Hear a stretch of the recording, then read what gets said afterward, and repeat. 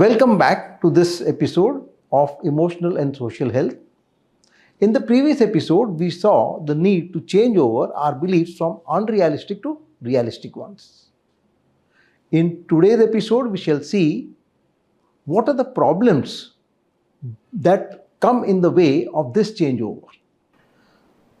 This changeover from B to BR is not all that easy. For the simple reason, B is our beliefs is our measure tape. So even if you believe whatever I have said and want to change your unrealistic beliefs, on what basis will you decide it is unrealistic? On the basis of that very belief. So a faulty measure tape is measuring itself against itself to find the fault. Will it be detected?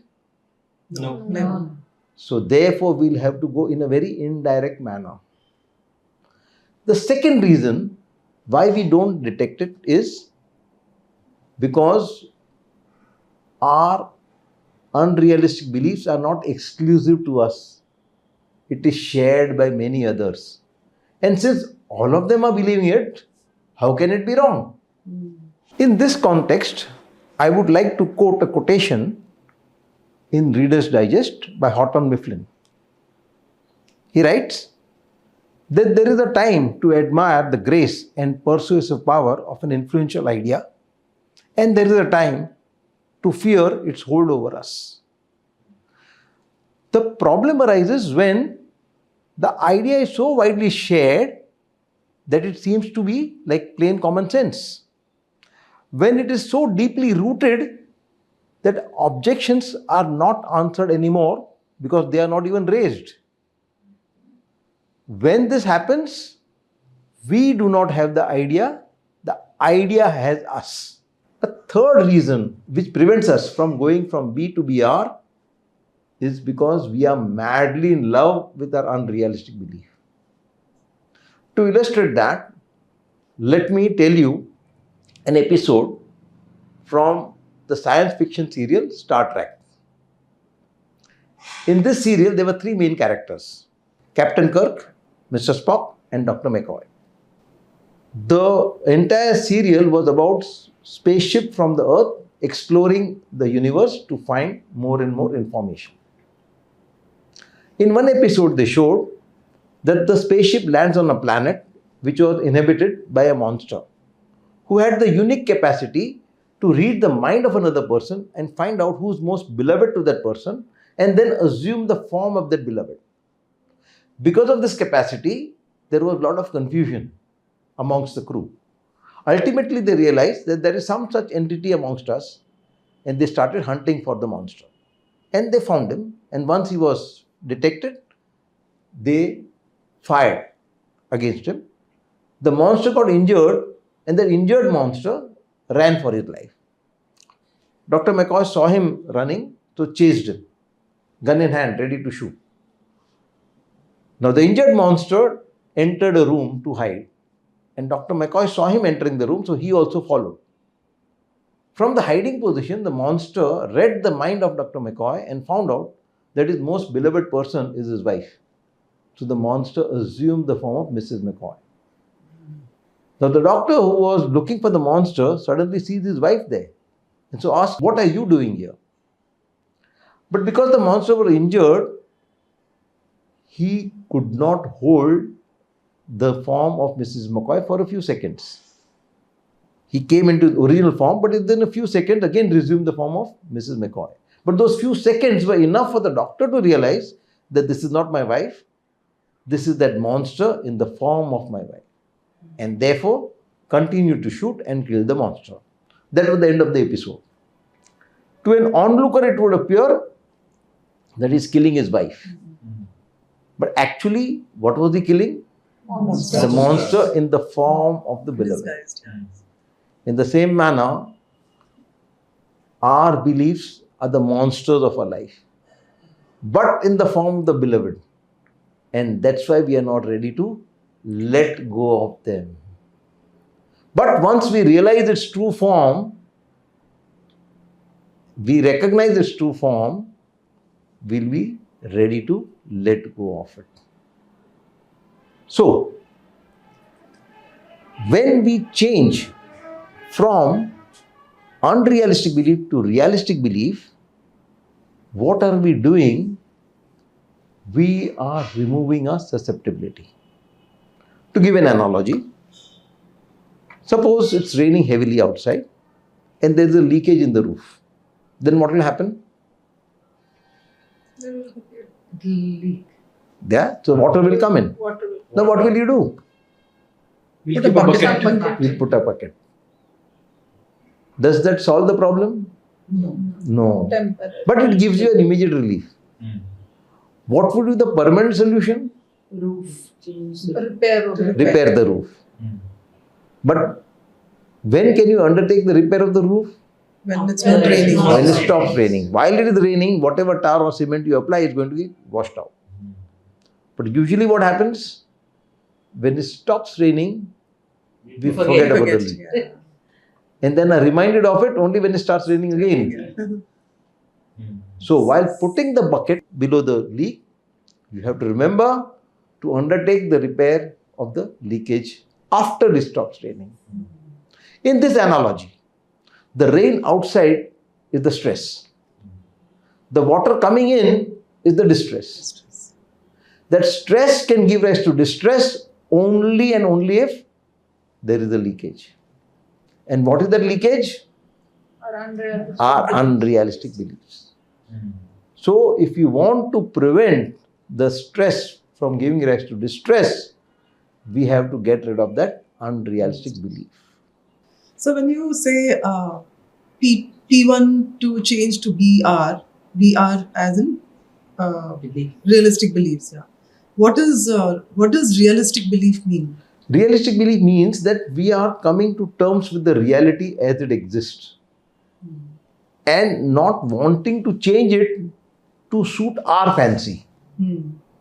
Usually what we want to change the situation, the reality, to fit it into our dreams, our wants. What we rather do is give up our dreams, give up our wants and come to accept the reality as it is. So that could be a relative term also, no? Realistic, being realistic, depending on the time. Like what is realistic at certain No. time may not The be. reality remains reality. Your perspective of the reality changes depending upon your positioning with it. Progress of suppose some things would be realistic in some like 100 years ago, which may not be realistic now. So that is not real. No. That's- What was believed to be real at that time was really not real. Okay. Like say, it was earlier believed that the earth is in the center and the sun and moon and the other planets revolve around it. It was very firmly believed. Yes. It was taken to be the reality. But actually, even when it was considered to be reality, it was not actually a reality. So the reality has not changed. Okay. So realize the reality. We had talked about the elephant and the six blind men. Now suppose two other people come on the scene. One person is sighted and the other, though blind, feels the elephant all over. Now we have two groups. The group of six blind men and the second group of two people, one sighted, another blind, but having felt the elephant all over. Now, which of the two group has the right idea about the elephant? The second, second group. group. The second group of two people.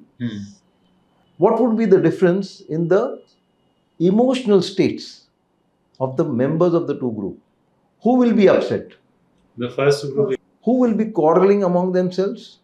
group of six. The group of six. So when we are upset and when we quarrel of others, we belong to which group? Group of six. Group of six. Yes. Now, do we want to remain in the group of six or we want to come to the group of two? Yes. Group of two. Two, we would like to come. Mind you, This is not a group of 6. This is a group of 6 billion. And when you come to the group of 2, you are going to be in a hopeless minority. Yet, it is wiser to come to this group of 2. One such example I can give is of a person, quite enlightened one. Once when he was unwell, a doctor came on a visit to his residence, and after examining him and prescribing his medicines, they were chit-chatting, and the doctor complained that these young doctors, especially from homeopathy and Ayurveda, don't know anything. They make great mistakes. Patients get harassed and they come to us and we have to correct everything. So he said, "You're right." In the afternoon, an Ayurvedic doctor also came, gave his medicines, and then chit-chatting with him said, "These allopathic doctors, they give any number of drugs and the patients suffer from side effects. They come to us and we have to correct it." He answered, "Yes, you are right." In the evening, a homeopathic doctor came. He also prescribed his medicines and then said, "These allopaths and Ayurvedic people don't know individualization. They give the same medicine to every person." And he answered, "Yes, you are right." Now his wife was listening to all these answers and said, "You told him also right and him also right and him also right." He said, "You are right." So, we do not get into any unnecessary arguments. By arguments, how many people have you been able to convince? So it's a waste of time and energy. Yes, when it is an important issue, you do take your stand. But on minor issues, please don't. And sometimes you need to play along. You may have to give in to some demands sometimes. Why? Because otherwise, the cost on your time and energy is much more. Like a patient of mine, after he went to USA, whenever he visited India again, he would come to meet me. Once when he was on such a visit, I asked him, "How are you?" And he said, "I'm not well." I said, "What happened?" Before going to USA, he was wearing a janam and he removed it after he went there. And now that he has come here back on a holiday, the parents came to know of it and every day there was quarrels. So I said, "How many days are you there in India?" He said, 15 days. Do you want to spend your time just quarreling for these 15 days? Wear it. And after you go back, remove it at your will. You are giving in. But you are saving a lot of hassles. Like when you are playing with the child. How serious are you? But what is the show you make? Pretend, yeah. That you are very interested. Correct? You are playing along. And the playing along is necessary to save unnecessary argumentation, unnecessary waste of time, unnecessary waste of effort.